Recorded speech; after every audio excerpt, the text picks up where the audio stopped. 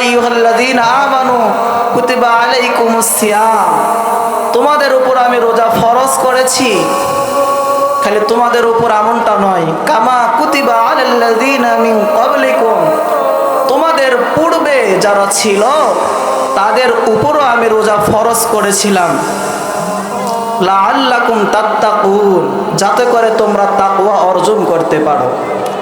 এখন যে রোজা ফরজ করেছে, এই রোজার ইতিহাস আমরা অনেকে জানি না, যে রোজাটা কোথা থেকে আসলো, কোথা থেকে আসলো।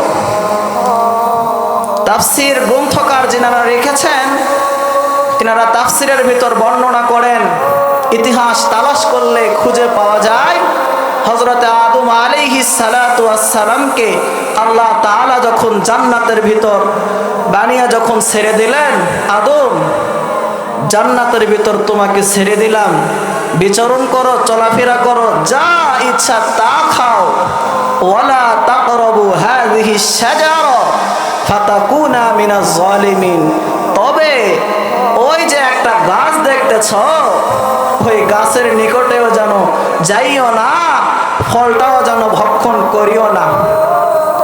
আল্লাহ তাআলা আদমকে ওই ফল খাওয়া থেকে বিরত করলেন, বিরত রাখলেন। এখন এই যে রোজা আমরা বলি, রোজা এটা কিন্তু কোরআনেও নাই, হাদিসেও নাই।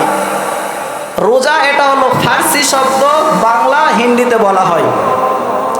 রোজার আসল আরবিটা হলো সিয়াম।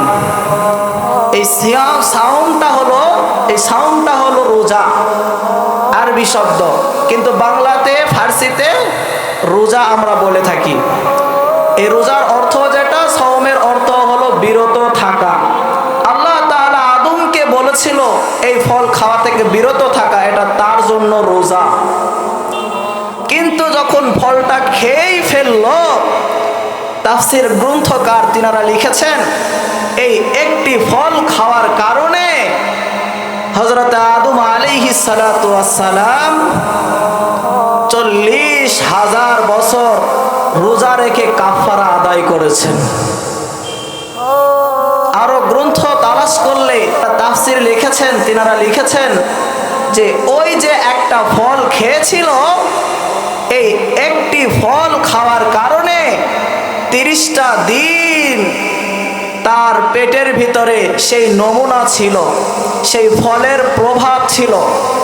এই 30 দিন যে প্রভাব থাকছে, এই কারণে আল্লাহ তাআলা আদম আলাইহিস সালাতু ওয়াস সালামের আনেওয়ালা সন্তানদেরকে 30টা রোজা রাখা ফরজ করেছেন। তাফসীর গ্রন্থকার এইভাবে লিখেছেন।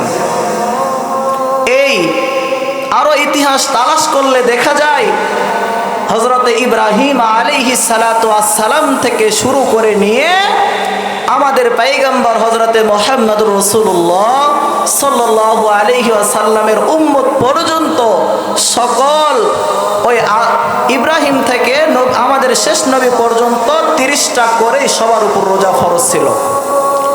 তাহলে রোজা